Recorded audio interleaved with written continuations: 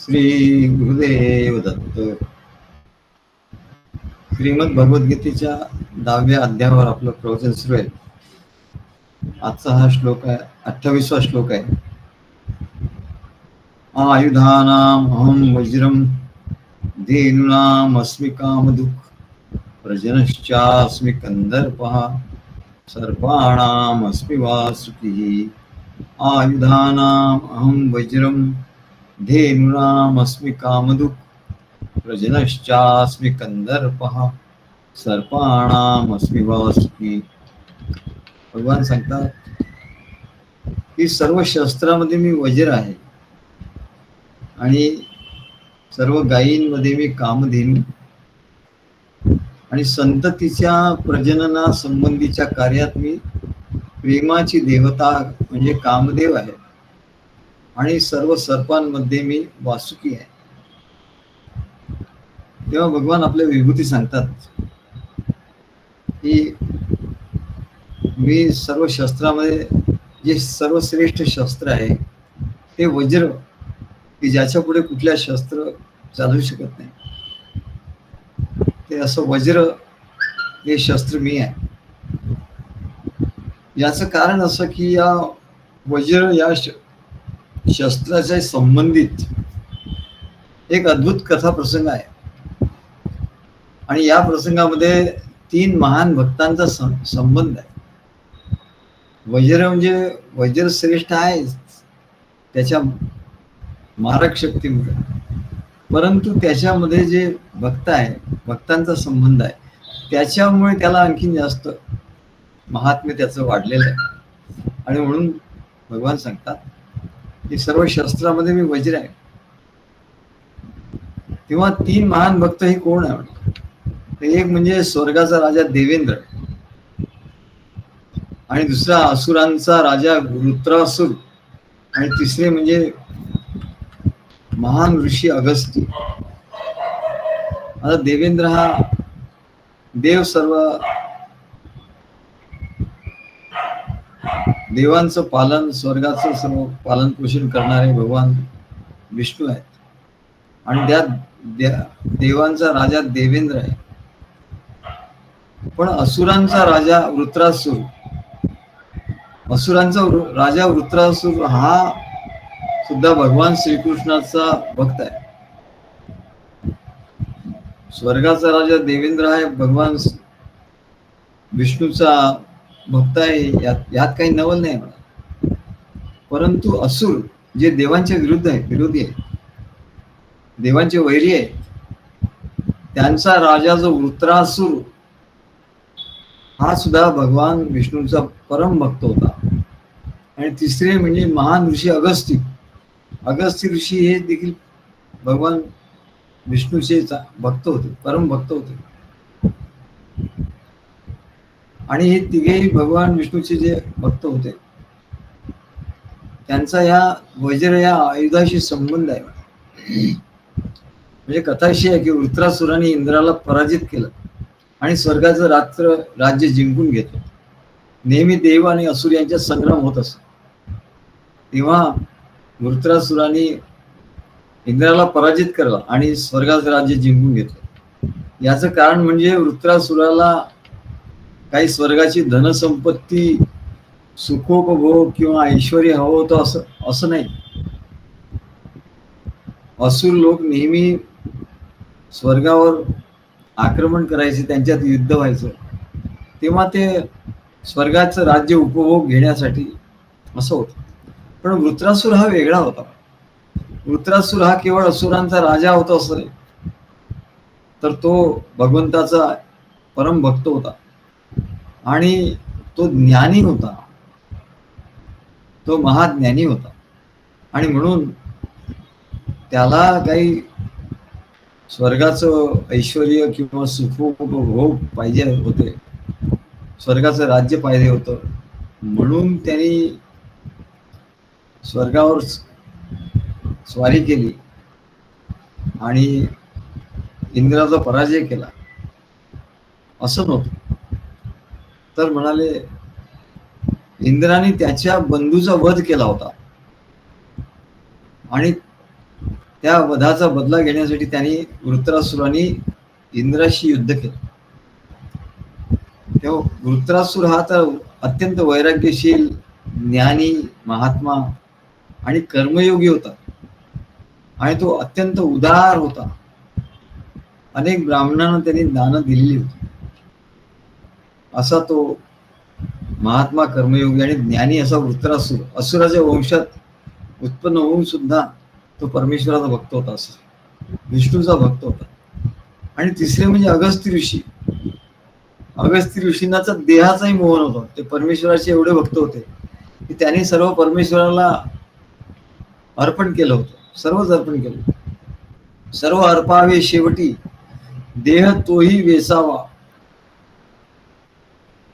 देवाच्या सख्यत्वासाठी पळाव्या जीवलगांच्या तुटी. देवाच्या सख्यत्वासाठी देवाचं सख्यत्व, परमात्म्याचं, सद्गुरूंचं सख्यत्व हे एवढं श्रेष्ठ आहे म्हणजे की याच्यासाठी जीवलगांच्या अगदी जवळचे जे नातलग असतील, जीवलग असतील, त्यांच्या सुद्धा तुटी पडल्या तरी हरकत नाही म्हणा. पळाव्या जीवलगांच्या तुटी सर्व अर्पावे शेवटी. आणि सर्व त्या परमेश्वराला, सद्गुरूंना अर्पण करावं. आणि शेवटी देह तोही वेचावा. देह सुद्धा त्यांच्या कारणी, तुझ्या कारणी देह माझा पडावा असं. तसे अगस्त्य ऋषी, त्यांना देहाचा मोहन होता. हा देह भगवंताच्या कार्यासाठी कामी येतोय म्हणूनच त्यांना केवढा तरी आनंद झाला आणि त्यांनी तो देह दान करून टाकला. लोक हल्ली मृत्यूनंतर देहदान करतात. त्यांना माहिती आहे मृत्यूनंतर काय म्हणलं आपल्याला काहीच कष्ट होणार नाही, नाहीतर या देहाचं करायचं काय, मग दान करून टाक. कारण त्यांना मृत्यूनंतर देहाकडून काही मिळणारच नसतं. पण त्यांनी जर जिवंतपणे देहदान केलं तेव्हा अगस्त्य ऋषींनी जिवंतपणे देहदान केलं. काही राजे लोक असं म्हणतात की भगवान विष्णूच्या हातात असलेले गदा आणि चक्र यांच्यापेक्षा वज्राला जास्त महात्मा दिलाय.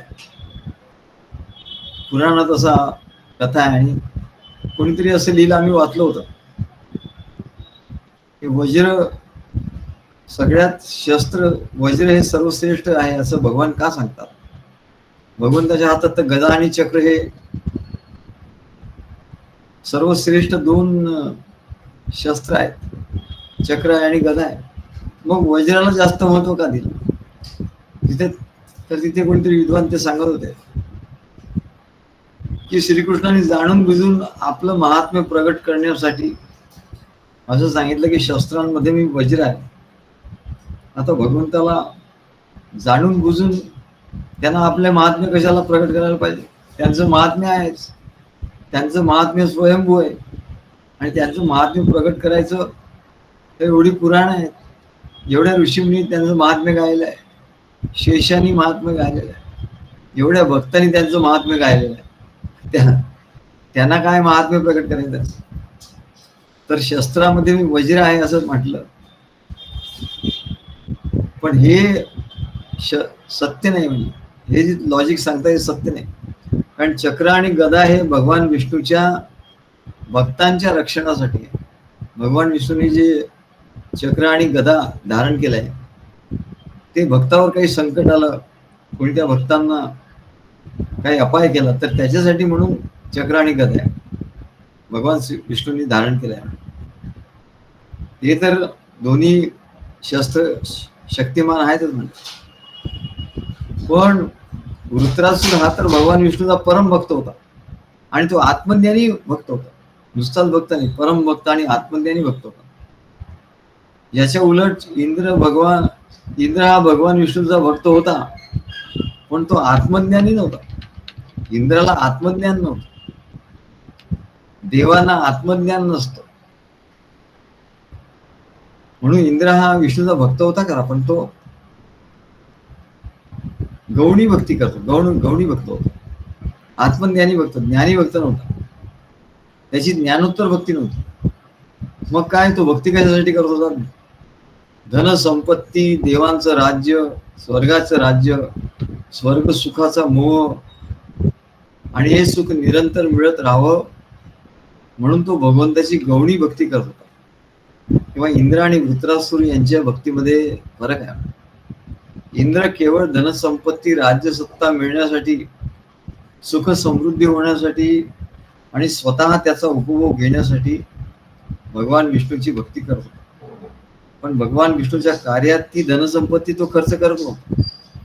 ही त्याची इच्छा नव्हती, त्याच्यासाठी म्हणून त्यांनी काही केलेलं नव्हतं. पण वृत्रासुरांनी मात्र आपली सर्व धनसंपत्ती, राजसत्ता भगवान विष्णूच्या कार्यासाठी मुक्त हस्तानी वेळोवेळी दान केले. आणि त्यांनी या मायेचा संग सोडून भगवंताचा संग धरला होता. या धनसंपत्ती, मायेचा संग त्यांनी सोडला. जरी तो राजा होता असुरांचा, तरी तो मनात त्याच्याच तो संग नव्हता.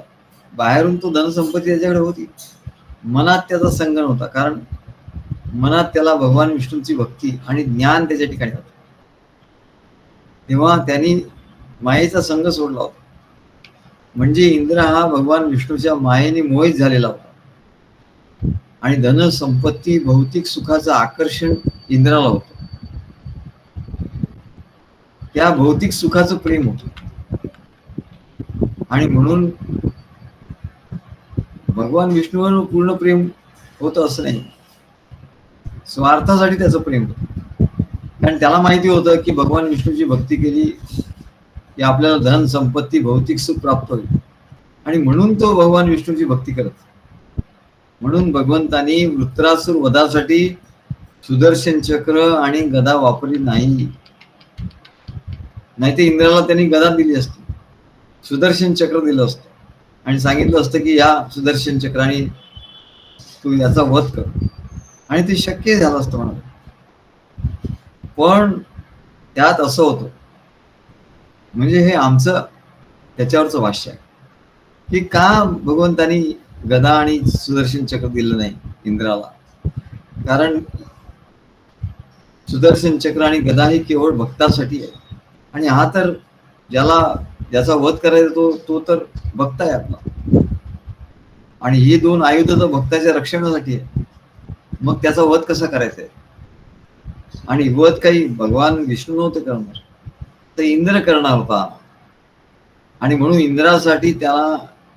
इंद्रासाठी काहीतरी आयुध शोधून काढायचं होतं. आणि म्हणून भगवंतांनी सांगितलं की इंद्रासाठी वज्र या नवीन आयुधाची निर्मिती केली. आणि नवीन आयुधाची निर्मिती करून इंद्राच्या शस्त्राने त्याचा वध व्हावा सांग, की माझ्या शस्त्राने त्याचा वध होऊ नये, कारण तो भक्त आहे. तर इंद्राचं आणि त्यांचं युद्ध आहे. तेव्हा इंद्राला असं काही शस्त्र पाहिजे, की असं काही आयुध पाहिजे की त्यांनी वृत्रासुराचा वध होईल. आणि म्हणून भगवंतांनी शस्त्रामध्ये मी वज्र आहे असं सांगितलं. कारण वज्राशिवाय इतर कुठल्या आयुधाने वृत्रासुराचा वध झाला नसता. आधी इंद्राने पुष्कळ प्रयत्न केला, उंच हत्तीवर बसला, 7 सोंडी असलेल्या त्या हत्तीवर, मागच्या वेळेला आपण बघितलं ऐरावत, 7 शुंड असलेल्या ऐरावतावर एवढा बलवान हत्ती होता. त्याच्यावर बसून हातात गदा घेऊन त्या वृत्रासुरांच्या वर ती गदा त्यांनी फेकली, पण काही उपयोग झाला नाही. म्हणजे त्या वृत्रासुराने ती गदा बाजूला करून टाकली. तेव्हा त्याचे इंद्राचे सर्व प्रयत्न असफल झाले. आणि म्हणून वज्र या नवीन शस्त्राचा उपयोग करायला लागला. आणि इंद्र हा ज्ञानी भक्त नव्हता, म्हणून त्याला वृत्रासुराची भीती वाटत होती. युद्धामध्ये वृत्रासुराला तो खूप घाबरला होता.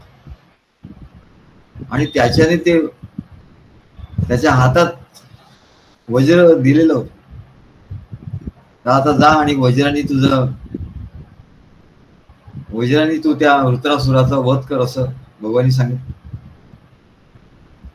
पण तो ज्ञानी भक्त नव्हता, म्हणून वृत्रासुराची त्याला भीती वाटत होती. आणि वृत्रासुर त्याच्या ठिकाणी काय, तो अत्यंत निर्भय होता, कारण तो भक्त होता आणि ज्ञानी होता आणि त्याला शरीराचं मोह नव्हतं. म्हणून इंद्राला वृत्रासुराची भीती वाटत होती, त्याच्यामुळे त्यांनी ते वज्र वृत्रासुरावर कसं टाकायचं हे त्याला कळेना. तो एवढा घाबरला होता की ते असं म्हणतात ते वज्र त्याच्या हातातून गळून पडलं.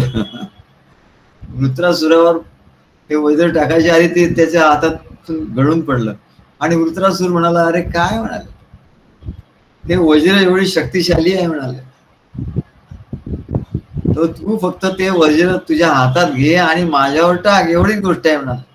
एवढी सोपी गोष्ट तुला येऊ नये म्हणजे काय, अरे तू देवांचा राजा आहे म्हणाले, मी तुझा शत्रू तुझ्या समोर उभा आहे आणि तुझ्या हातातून ते वज्र गळून पडलं, काय हे घे म्हणले.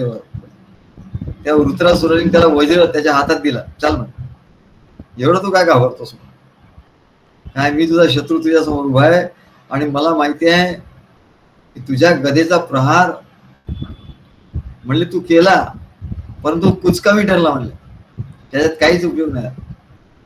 परंतु आता लक्षात घे म्हणाले, हे वज्र म्हणजे साधी सुधी गोष्ट नाही, साधं सुद्धा शस्त्र नाही म्हणा.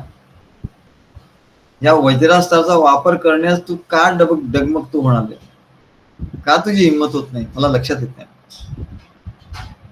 आता तुझ्या वज्रास्त्राच्या क्षमतेची शंका घेऊ नकोस, तुझ्या ठिकाणी शंका आहे म्हणाले की हा वृत्रासूर या वज्रामुळे मरणार की नाही, अशी तुझ्या ठिकाणी शंका आहे. सद्गुरू सांगतात, अरे साधन आहे काय, हे प्रवचन आहे, या हे प्रवचन मध्ये काही साधन नाही, हा मंत्र म्हणजे काही साधन आहे म्हणलं.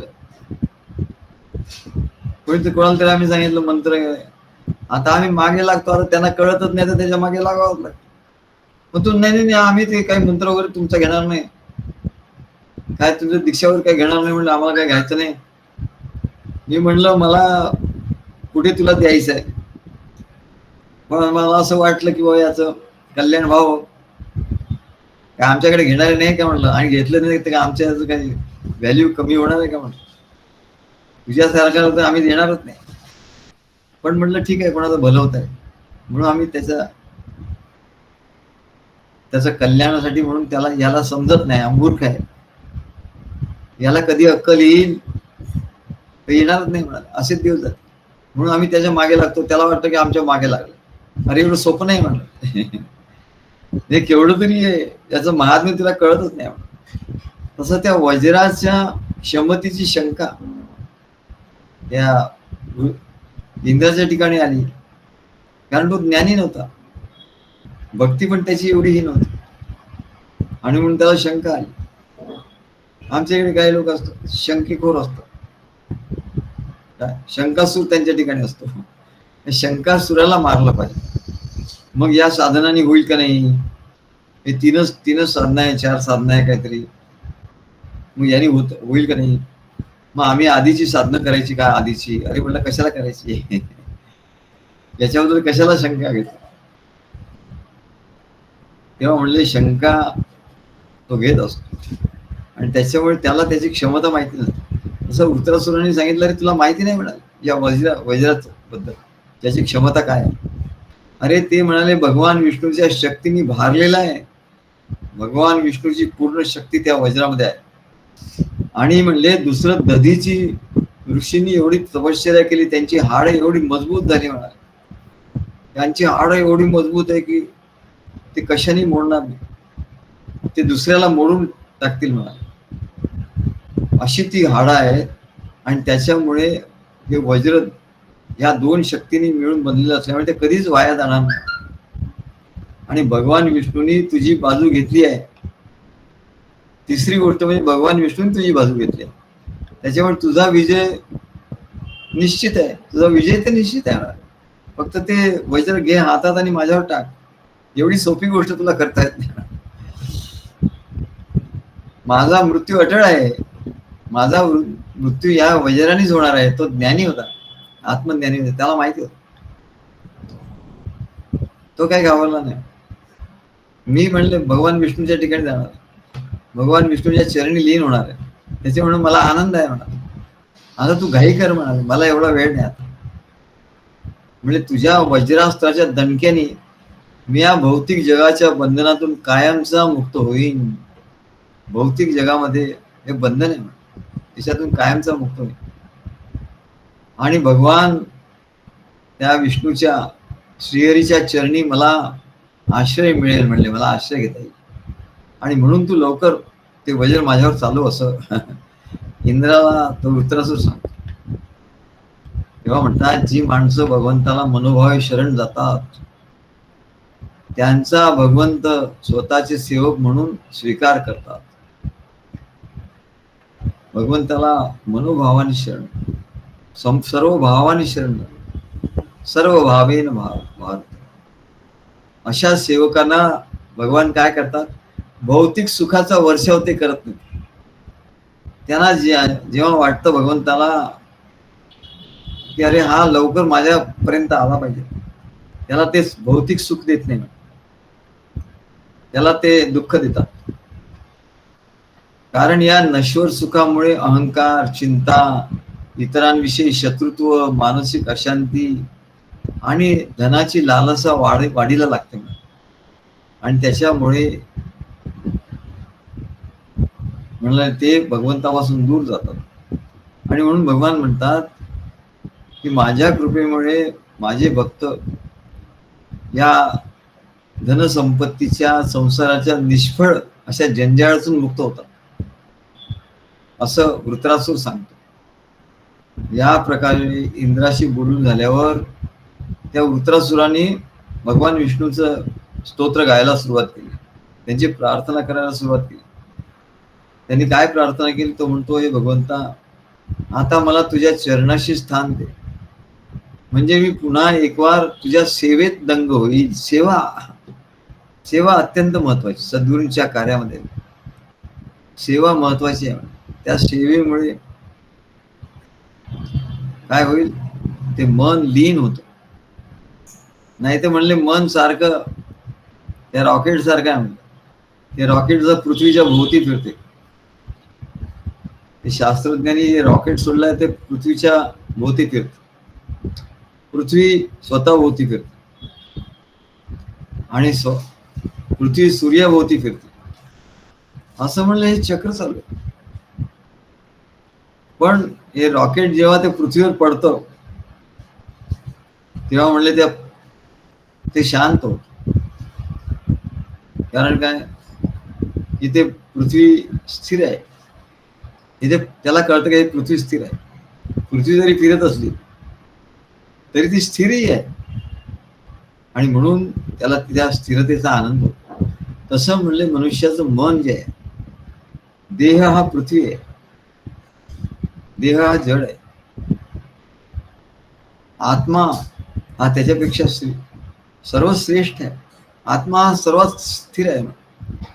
आणि जेव्हा हा पृथ्वी सोडून, मन हे पृथ्वीला सोडून, पृथ्वीभोवती गिरट्या घालणं सोडून आत्म्याच्या ठिकाणी ते जात, तेव्हा तो आत्मा अत्यंत स्थिर असल्यामुळे ते मनही स्थिर होऊन जातं. मन स्थिर होतं आणि त्याच्यामुळे त्या मनाला आनंद होतो, विश्रांती मिळते. आणि म्हणून वृत्रासूर म्हणाला, भगवंता, मला तुझ्या चरणाशी स्थान दे, म्हणजे मी पुन्हा एक वार तुझ्या सेवेत दंग होईल. भक्त सद्गुरूंच्या कार्यात त्याचं मन कसं स्थिर होईल, तर सद्गुरूंच्या कार्यामध्ये तो सेवा करेल तरच स्थिर होईल. म्हणजे नाही तर नाही होणार, नाही तर सारखं संसारामध्ये ते फिरत राहील.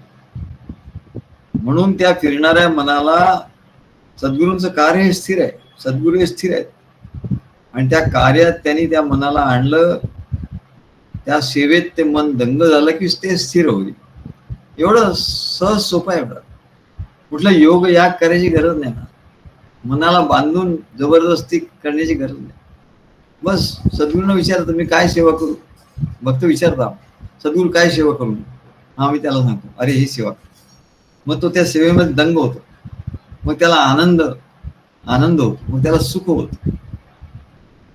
तेव्हा या वृत्रासूर म्हणतो, या भौतिक जगाच्या एखाद्या भागाचे राज्यपद मिळवण्यात, भौतिक जगामधल्या एखाद्या पृथ्वीवरच्या एखाद्या भागाचं राज्यपद मिळवायचं आणि किंवा योग सामर्थ्य प्राप्त करायचं.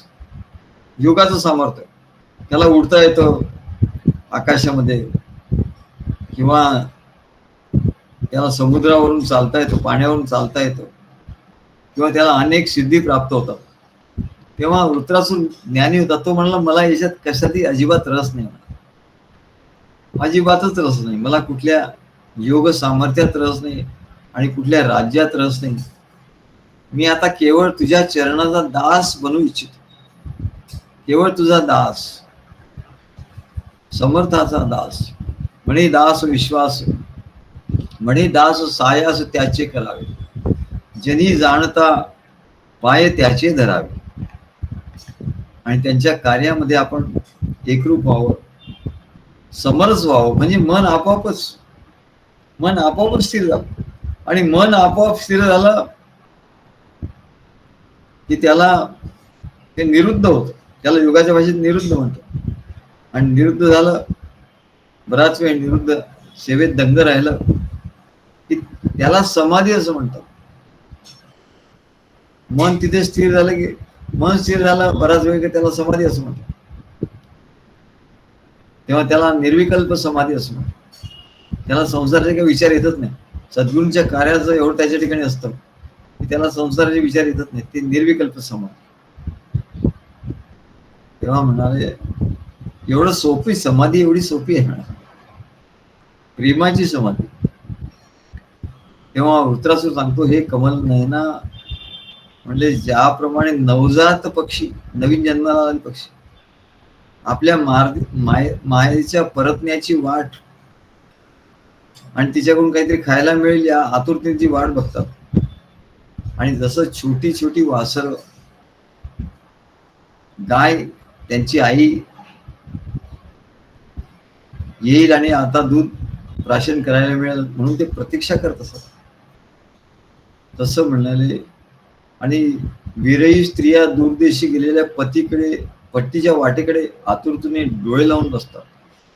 तसं म्हणाले मी सुद्धा तुझ्या सेवेत रुजू होण्यास अतिशय उत्सुक. मला सेवा करायची. त्यांनी काय सांगितलं, भगवंता मला तुझी सेवा करायची. आणि तो म्हणतो, हे भगवंता तुझ्या मायेच्या प्रभावामुळे आतापर्यंत मी हा देह, माझं घर, माझी पत्नी, माझ्या मुलाबाळात अडकून राहिलो, पण आता मात्र मला कशाचाच मोह राहिलेला नाही. माझं मन, बुद्धी, माझ्या मालकीचं जे जे काही आहे म्हणले, घर, संपत्ती, सर्व काही तुझ्यातच गुंतून राहावं. हे सर्व तुला अर्पण व्हावं असं मला वाटतं. अशी माझी इच्छा आहे असं त्या वृत्रासुराने सांगितलं. आणि भगवंताच्या वैकुंठ लोकाला जायला मिळणार म्हणून वृत्रासुर मरायला अतिशय उत्सुक झाला. आणि म्हणून तो इंद्राला सांगतो, अरे बाबा लवकर ते वज्र टाक माझ्यावर एकदा. काय म्हणलं असं, त्याच्या हातातून वज्र पडलं, त्याला उचलून दिलं त्यांनी. घे म्हणाले, मार मला, कारण मी वैकुंठ लोकी जायला उत्सुक आहे म्हणाले. त्या भगवंताच्या सेवा मला करायची, सद्गुरूंची सेवा करायची. पण इंद्र मात्र त्याच्यावर विजय मिळून, त्याला काय पाहिजे होतं इंद्राला, भौतिक जगातलं सुख, स्वर्ग सुख त्याला भोगायचं.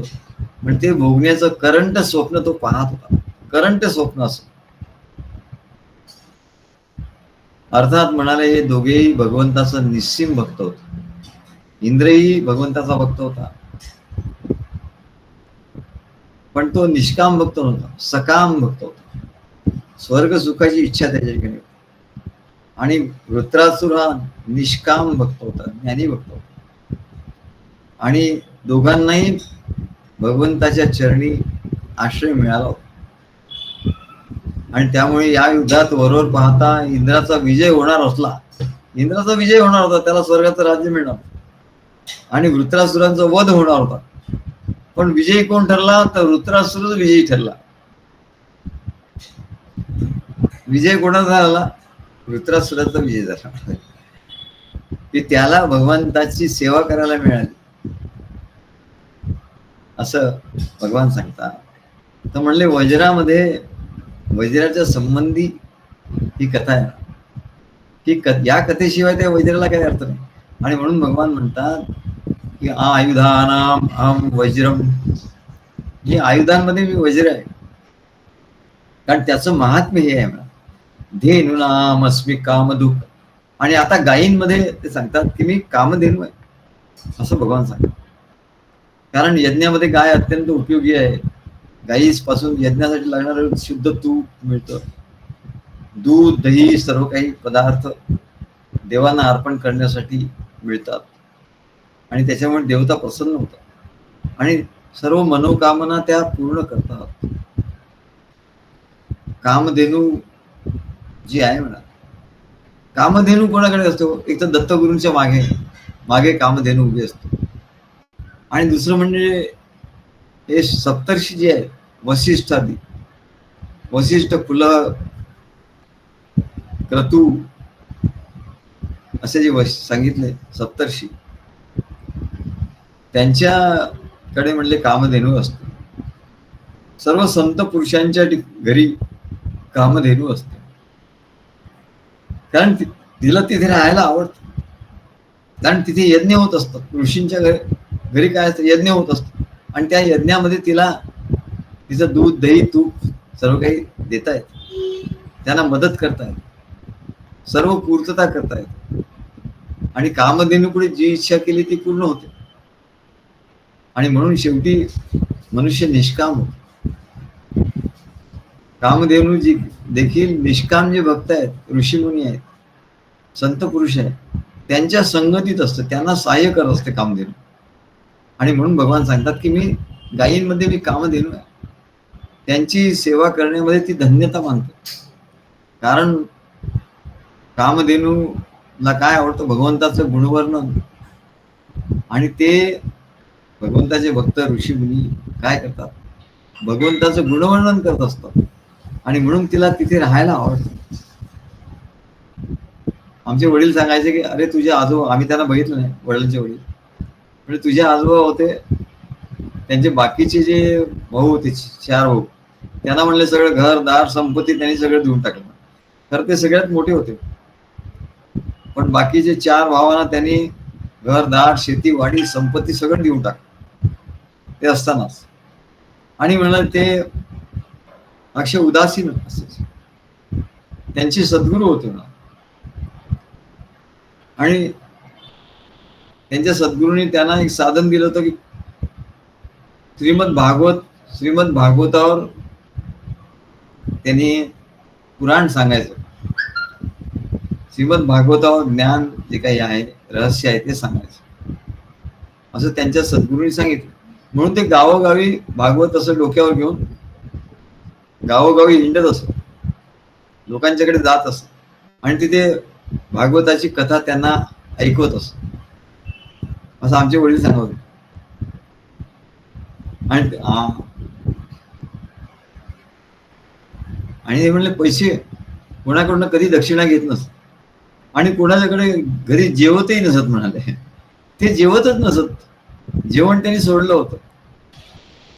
आणि त्यांच्याकडे सकाळी आणि संध्याकाळी एक ठराविक वेळी एक शुभ्र रंगाची गाय येत असे बघा. ते जिथे कुठे असतील, आता ते अनेक गावात जात असत. असं म्हटलं की त्यांच्याच गावातली, म्हणजे आमच्या विरुळ आमचं गाव होतं, त्या गावातलीच गाय येत होती. तर मग ते आजूबाजूच्या ज्या ज्या गावात जात असत तिथे ती गाय येत असे आणि त्या गायीचं दूध ते काढत असत आणि मग तिथून सकाळ संध्याकाळ ते दूध पिऊन त्याच्यावर राहत असत बघा. म्हणजे हे कामधेनूच असते.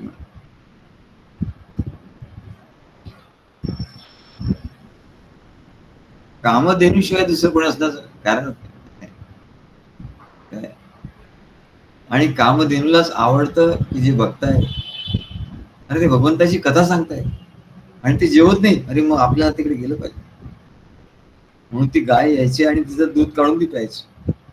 आणि ते माझे वडील मला सांगायचे, म्हणजे ते काय भाऊजी त्याला म्हणायचं. आमचे वडील आमच्या आजोबांना भाऊजी म्हणायचे. ते भाऊजी म्हणाले आणि तुझ्यासारखेच दिसत होतं म्हणले, अगदी तुझ्यासारखेच दिसायचे आम्हाला. आणि म्हणले आमचे वडील म्हणजे मोठे ज्योतिषी होते, ते म्हणले तेच आलेत माझ्या पोटी, म्हणजे तुझ्या रूपाने तेच आलेत असं.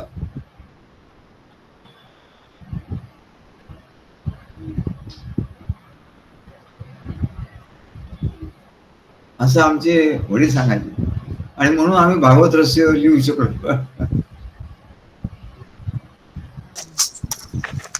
आम्हाला काय विचार आमच्या ठिकाणी भागवत रहस्य लिहिलं. बाबा हा वरचा चमचा घेऊन यावं का लोणाचा?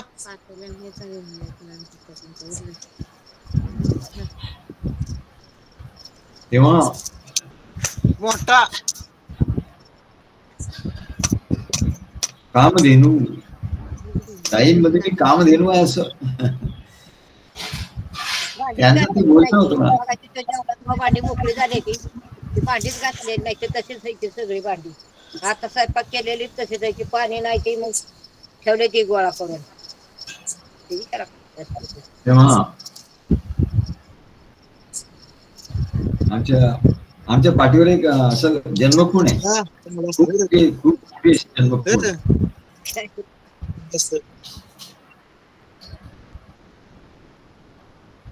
तेव्हा म्हणून भगवान म्हणतात कामधेनूला माता असं म्हटलं.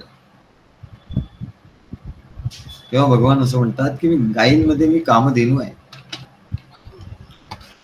आयुधानाम अहम वज्रम धेनूनामस्मि कामधुक् प्रजनश्चास्मि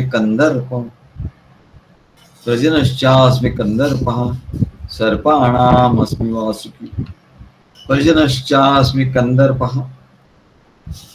प्रजनन करणारा, प्रजनाची इच्छा जागविणारा त्याला कंदर्प असं म्हणतात. म्हणजे कामदेव, कंदर्प म्हणजे कामदेव असं म्हणतात. प्रजा उत्पन्न करण्याच्या कार्यामध्ये किंवा दाम्पत्याचं जे प्रेम असतं, पती पत्नीचं जे प्रेम असतं, ज्याच्यामधून काम निर्माण होतं, आणि तो कामदेव काय करतो तर म्हणले प्रजा उत्पन्न करायला लावणं हे त्याचं काम आहे. हे परमेश्वराने त्याला काम दिलेलं आहे. अरे जर प्रजा निर्माण होणार नाही, मुलं बाळ होणार नाही, संतानोत्पत्ती होणार नाही, तर म्हणले या सृष्टीचा काय उपयोग आहे? माझे भक्त कसे निर्माण होणार आणि या सृष्टीचा उपयोग कसा काय होणार? इथे तर भगवंताचं महात्म्य कसं काय प्रकट होणार? म्हणून प्रजा निर्माण झाली पाहिजे. मग प्रजा निर्माण झाली पाहिजे तर पती पत्नीमध्ये प्रेम पाहिजे,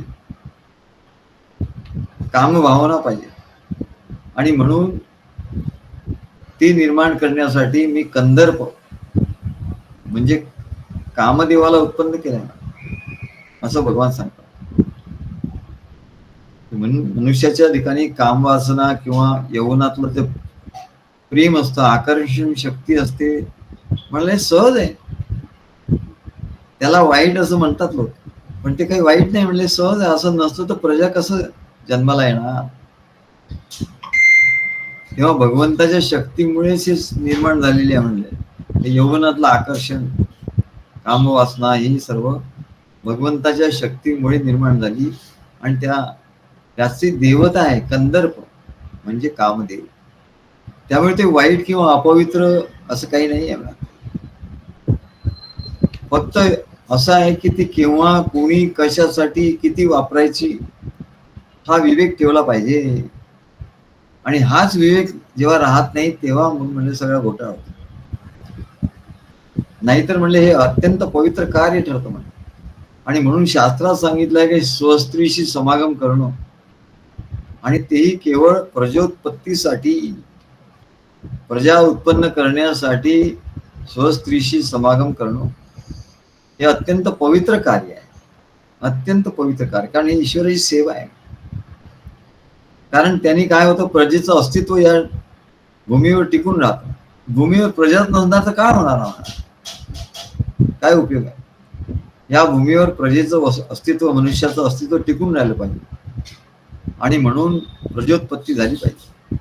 मानवांची प्रजा उत्पन्न करणं हे भगवंताच्या या सृष्टीक्रमाच्या दृष्टीने अत्यंत आवश्यक आणि परम पावन असं कार्य आहे.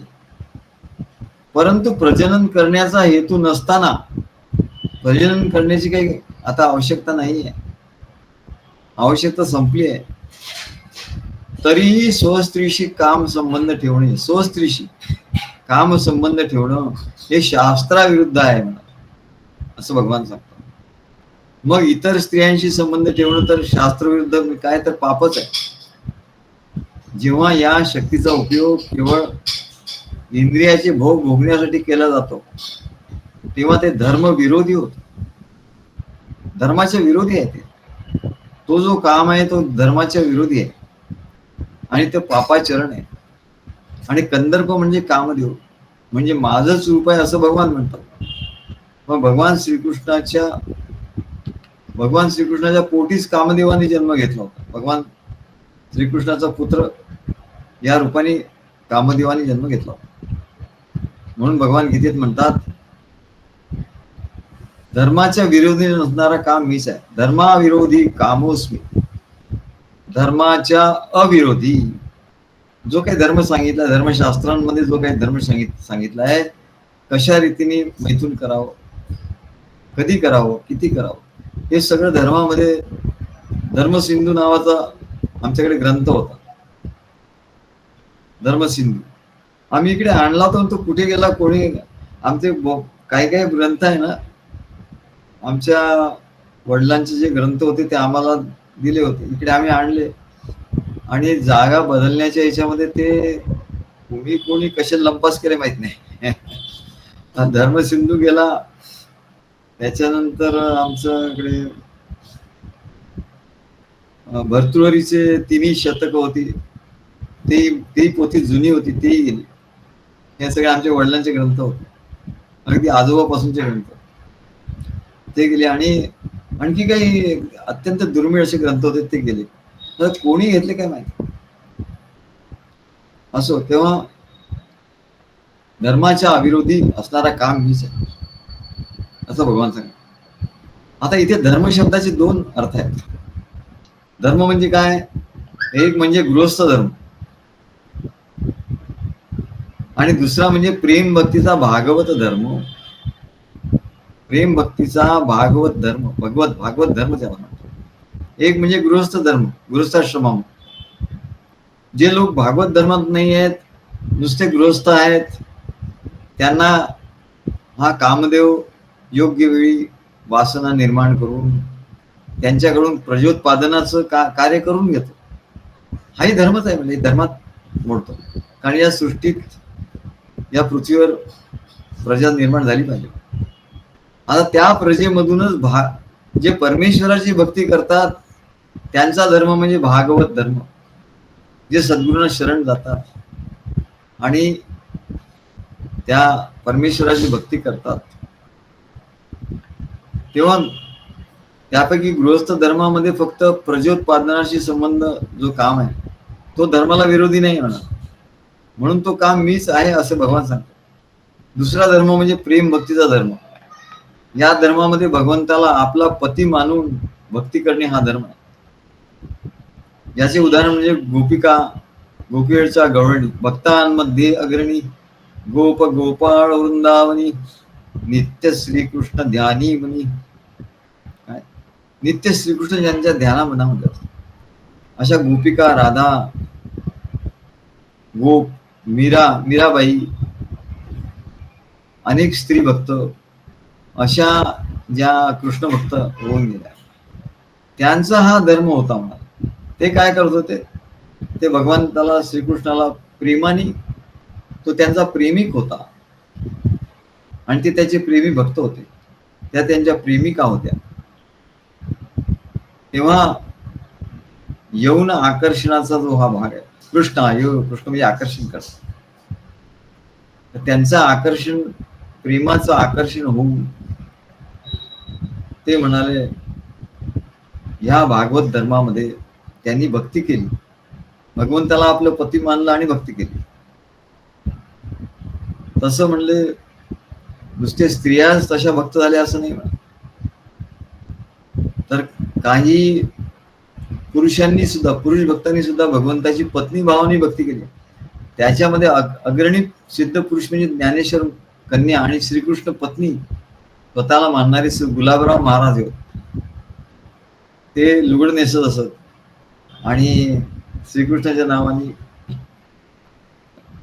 हे घालत असत, साज शृंगार करत असत आणि स्वतःला श्रीकृष्ण पत्नी म्हणत असत आणि अशा रीतीने श्रीकृष्णाची भक्ती करत असत. तेव्हा भक्ती हा धर्म एक, भक्ती हा सर्वश्रेष्ठ धर्म असल्यामुळे त्याच्यामध्ये हे जे प्रेम आहे तो धर्माविरोधी असण्याचा प्रश्न संभवत नाही. पण ज्यांच्या ठिकाणी काम वासना आहे त्यांना असं वाटतं की अरे हे बरोबर नाही असं, आणि म्हणून ते याला नावं ठेवतात. इथं पत्नी भावाने भगवंताची भक्ती करताना कामाची आवश्यकता आहे म्हणा. महाराजांचे सांगायचे, एकदा रासलीला जेव्हा सुरू होती तेव्हा भगवान शंकर अत्यंत वैराग्यशील स्मशानात बसणारे, त्यांना अजिबात कामदेवाला जाळून टाकलं. त्यांनी कामदेवाने त्याच्यावर असा प्रयोग जेव्हा करण्याचा प्रयत्न केला, काम वासना जागृत करण्याचा प्रयत्न केला, तेव्हा त्या भगवान शंकराने त्याला त्या कामाला जाळून टाकलं. त्या कामाला जाळून टाकलं. कामासी मारी कामासी जाळी, कामाला जाळून टाकले. असे भगवान शंकर, त्यांनाही उत्सुकता निर्माण झाली की हे भगवान श्रीकृष्णाचा अवतार, भगवान विष्णूने अवतार घेतला आणि म्हणले रासलीला काय, गोपींच्या बरोबर ते रासलीला करतात म्हणा, काय बघायला पाहिजे, गेलं पाहिजे. आणि म्हणून त्यांनी एका गोपीचा वेश घेतला, गोपीचा वेश धरला आणि ते यमुना नदीच्या तिकडनं आले. तेव्हा भगवान श्रीकृष्णाने बघितलं आणि त्यांनी ओळखलं की अरे भगवान शंकर आहे. आणि म्हणून भगवान श्रीकृष्णाने पाठवलं राधेला सांगितलं ती नवीन गवळण कोणी येते आहे म्हणले, तिला सांग इकडे यायचं नाही, तिला सांग तुम्ही परत जा म्हणून, इथे तुमचं काही काम नाही. तुम्ही वैराग्यशील आहात, तुम्ही स्मशानात राहता, इथे तुमचं काही काम नाही म्हणा. तेव्हा तुम्ही कामदेवाला मारलेला आहे, त्याला जाळून टाकलं, इथे तुमचं काही काम नाही म्हणा. काय मेरे अंगणी में तुम्हारा क्या काम. आता तिला सांगितलं राधेला, आणि राधेने त्या भगवंताला सांगितलं, शंकराला, की नाही म्हणलं इकडे काय तुम्हाला येता येणार नाही, इकडे बंदी आहे तुम्हाला, तुम्ही वैराग्यशील, नाही तर म्हणजे तुमचं वैराग्य एकदम हे होऊन जाईल, भ्रष्ट होऊन जाईल. मग भगवान शंकर निघून गेले होते. तेव्हा हे लोकांना कळत नाही काय गोड बंगाल आहे. तेव्हा हा धर्म आहे, याला भागवत धर्म असं म्हणतात. भगवंताला आपली पत्नी मानू, आपण आपल्याला भगवंताची पत्नी म्हणून, भगवंताला आपला पती म्हणून त्याची भक्ती करणं हा भागवत धर्म आहे. आणि म्हणून याच्यामध्ये जो काम आहे तो धर्मविरोधी नाही, तो धर्माच्या अविरोधी आहे. कारण हा भागवत धर्म त्या भगवंताची प्राप्ती करून देणार आहे. या संसारात दुसरं कुठलं श्रेष्ठ कर्तव्य आहे? या संसार तर म्हणले असंच आहे, असार आहे, दुःखमय आहे. याच्यात सगळ्यात श्रेष्ठ कर्तव्य काय तर परमेश्वराची भक्ती करून त्याच्याशी एकरूप होणं. आणि ते जर काम साधून देत असेल आपल्याला तर म्हणले काय हरकत आहे, काहीच हरकत नाही. परमेश्वराकडे आपल्याला नेणार आहे, मग काय, मग तर धर्माविरोधी नाही म्हणतात, धर्माच्या अविरोधी आहे. आणि म्हणून तुकाराम महाराज म्हणतात, आम्ही बिघडलो तुम्ही बिघडाना, आम्ही बिघडलो तुम्ही बिघडाना.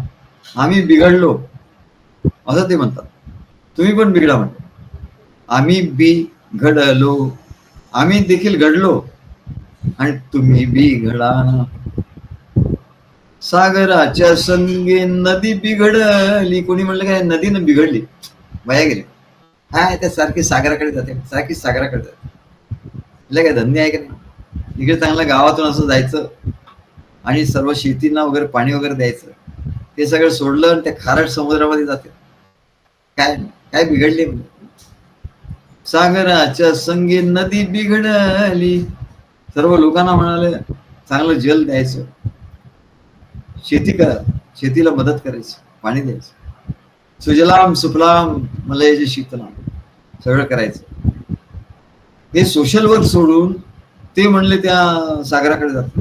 ते बिघडले म्हणले नाही. सागराच्या संगे नदी बिघडली.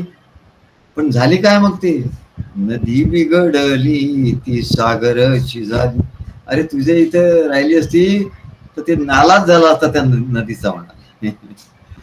काय त्या नदीचा नाला झाला होता. तुझ्या संसारात जर ती इथेच खेळत राहिली असती तर त्या नदीचा ती घाण तुझ्या संसाराची त्या नदीत आली असती आणि त्या रामतेरी गंगा मैली हो गेली.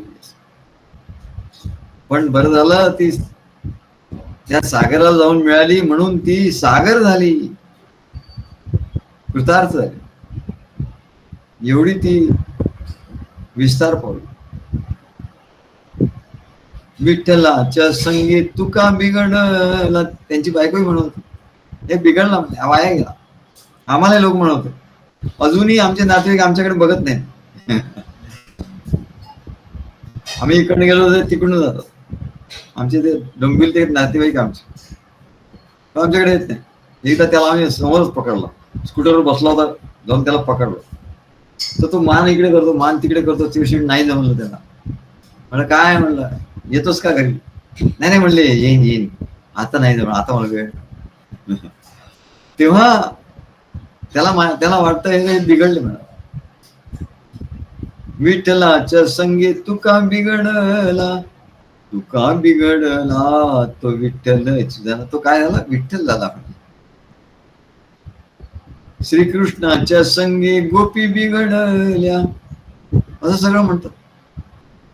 गोपी बिघडल्या त्या कृष्ण रूप झाल्या. गोपी बिघडला तर काय झालं? काय बिघडलं म्हणले? त्या श्रीकृष्ण रूप नसत्या झाल्या तर सगळं बिघडलं असतं म्हणले. पण त्या श्रीकृष्णाच्या संगे आल्या त्याच्यामुळे त्या कृष्णरूप झाल्या. याला भागवत धर्म असं म्हणतात. आणि हा धर्म असल्यामुळे तो जो काम आहे तो हा धर्म अविरोधी काम आहे. आणि धर्म अविरोधी जो काम आहे तो मी आहे असं भगवान सांगतात.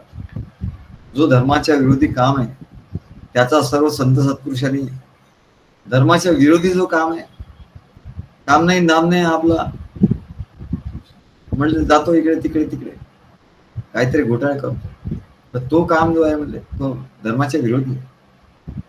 त्याचा निषेध आहे. त्याचा सर्व संत सत्पुरुषांनी धिक्कारच केलेला आहे.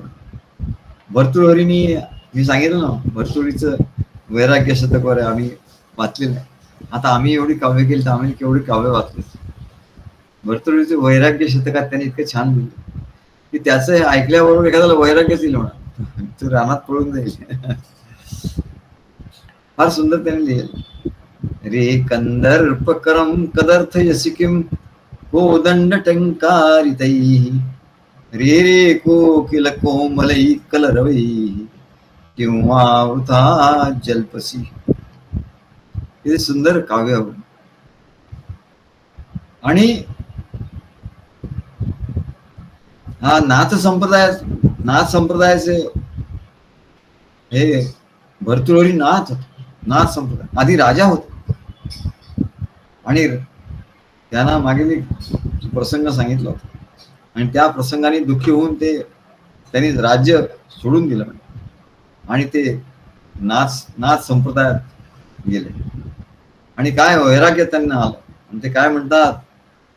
रे कंदर्प करम कदर्थ यसिकिम की कोदंड टंकारितैः रे रे कोकिल कोमलै कलरवै किंवा वृथा जल्पसी मुग्धे स्निग्ध विदग्ध क्षेप मधुरैर्लोलैर्कटाक्षैरलम् श्वेतश्चुंबित चंद्रचूड शरणम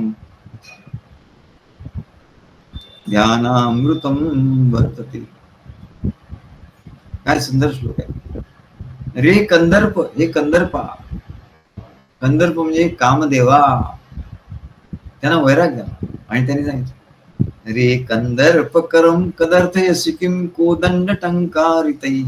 त्या कामदेवाच्या हातामध्ये धनुष्य आहे, धनुष्य, आणि तो त्याला कुसुमाकर म्हणतात, वसंत कुसुमाकर असं म्हणतात. तो वसंत ऋतू येतो आणि त्याच्या हातात धनुष्य असत. कुसुमाकर. पूर्वी काही पुरुषांची नाव असेल कुसुमाकर, चांगलं नाव. स्त्रियांची नाव कुसुम वगैरे, पुरुषाचं नाव कुसुमाकर म्हणजे कामदेव, वसंत कुसुमाकर. आणि आयुर्वेदामध्ये रस आहे, रसायन आहे, वाजिकर रसायन आहे, ज्याने काम वाढतो, ज्यांना मुलं वगैरे होत नाही त्याच्यासाठी वसंत कुसुमाकर रस. आयुर्वेदाचं आणि आपल्या अध्यात्माचं कसं नातं आहे बरोबर. वसंत कुसुमाकर रस. तेव्हा रे कंदर्प करम कदर्से जिकिम कोदंड टंकारिते. म्हणले उगाच म्हणले तू ते इंद्र ते कुसुमाकर म्हणून ला म्हणतात. ते पुष्पाचं पुष्पधनुष्य तू घेऊन उगाच म्हणले त्याचा टंकार का करतो, त्याचा टणत्कार का करतो. इथे काही तुझी डाळ शिजणार नाही. रे कंदर्प करम कदर्थ, का बरं कदर्थ सिकिम कोदंड टंकारिते. आणि म्हणले वसंत ऋतू आलाय तर कोकिळाला म्हणतात रे रे कोकिल कोमलै कलरवी किंवा वृता जल्पसी. आणि कोकिळा तुलाही काही कामधाम नाही. आता या आम्र वृक्षावर बसून तू काय कलरव करतोयस आणि वृथाच म्हणले सर्वांना बिघडवतोयस. काय मुग्धे स्निग्ध विदग्ध क्षेप मधुरैर लोलैर कटाक्षैरलम. आणि आपले असे कटाक्ष टाकून तू सर्वांना मुग्ध करतो. सुंदर चतुर आणि चंचल नेत्रांनी तू सर्वांना म्हणाले कटाक्ष टाकून तू सर्वांना आकर्षित करतो. असा एक कामदेवा. तू एक कटाक्ष आता फेकूनच होस म्हणले. इथे म्हणले सर्व तुझं व्यर्थ जाणार आहे. कारण काय सांगतात, चेतश्चुंबित चंद्रचूड चरणम ध्यानामृते वर्तते. म्हणले मी आता त्या भगवान चंद्रशेखर शंकराच्या चरणाचा मध्ये निघणारा अमृत ते प्राशन करतोय, त्याच्यात मी मग्न आहे. भगवान शंकराच्या चरणामृतातून निघणारं जे अमृत आहे ते पान करण्यामध्ये मी इथं मग्न झालोय. तेव्हा तुझं इथे काही चालणार नाही. असं सुंदर वैराग्य शतकातलं त्यांचं. जेव्हा भगवान सांगतात की कामदेव मी आहे, प्रजनश्चास्मी कंदर्प. हा प्रजनन हा धर्म आहे, याच्यात मी कंदर्प आहे. कंदर्प म्हणजे कामदेव आहे. सर्पाणाम अस्मी वासुकी. आणि सर्व सर्पामध्ये मी वासुकी नावाचा सर्प आहे. भगवान सांगतात सर्पामध्ये मी वासुकी नावाचा सर्प आहे. सगळ्यात मोठा लांब सर्प जो असतो, सगळ्यात मोठा सर्प लांब कोण सर्प आहे आणि सगळ्यात मोठा सर्प कोण आहे, तो वासुकी. कारण म्हणले या समुद्र मंथनाच्या वेळी मंदर पर्वत घेतला. समुद्रामध्ये मंदर पर्वत, एवढा मंदर पर्वत एवढा उंच होता. इतर पर्वत म्हणले बुडाले असते, म्हणून मंदार पर्वताची योजना केली समुद्रामध्ये. आणि त्याला तर मंथन करायचं तर केवढं लांब साप पाहिजे, लांब दोरी पाहिजे. तेवढी लांब दोरी कुठून आणणार, म्हणून वासुकी नावाच्या सर्पाची दोरी त्यांनी केली. नाही एवढा लांब तो सर्प, लांब रुंद असा सर्प, वासुकी नावाचा सर्प. खरं अमेरिकेत म्हणतात टायटॅना बोआ नावाचा एक सर्प, टायटॅना बोआ असं शास्त्रज्ञ सांगतात. टायटॅना बोआ हा सगळ्यात भयंकर आणि सगळ्यात लांब असा सर्प आहे म्हणे, अमेरिकेत सापडतो. त्याची लांबी 14 मीटर, 14 मीटर लांबी असते. हा शास्त्रज्ञांनी शोधून काढला. पण तेच अमेरिकन शास्त्रज्ञ जेव्हा भारतात आले तेव्हा त्यांनी संशोधन केलं, तेव्हा त्यांच्या लक्षात आलं की हा काहीच नाही मिळाला, हा टायटॅना बोआ, हा बोआ काहीच नाही मिळाले. त्याच्यापेक्षा मोठा बोआ इकडे, सर्वात महागाय सर्पाचे अवशेष त्यांना मिळाले आणि त्याचं नाव होतं वासुकी, वासुकी सर्प. मग त्यांनी त्या शास्त्रज्ञांनी त्यांना नाव दिलं वासुकी इंडिका, म्हणजे भारतामधला जो सर्प सगळ्यात मोठा सर्प आहे जगात, वासुकी इंडिका. त्याची लांबी म्हणजे कमीत कमी 15 मीटर पेक्षा जास्त. आणि हा वासुकी सर्प भगवान शंकराच्या कंठाभोवती जो सर्प असतो तो वासुकी सर्प असतो. भगवान शंकराचा सर्प आहे वासुकी सर्प. आणि भगवान विष्णूचा जो शय्या आहे तो म्हणजे शेषनाग, शेषनागावरतीच होतं. तेव्हा वाराणसीच्या गंगेच्या ठिकाणी वासुकीचं मंदिर आहे. वाराणसीला या वासुकीचं मंदिर आहे. कारण म्हणा अशी आख्यायिका आहे की समुद्र मंथन झालं आणि त्या वासुकीला एवढं त्याचं अंग म्हणले घुसळून निघालं, त्याची हाडं अगदी हे झाली. तेव्हा त्याला कुठेतरी आराम करायचा होता आणि म्हणून तो गंगेच्या काठी आला. देवाने सांगितलं की गंगेच्या यमुनेच्या ठिकाणी, गंगेच्या ठिकाणी म्हणाले तू तिथे आराम कर.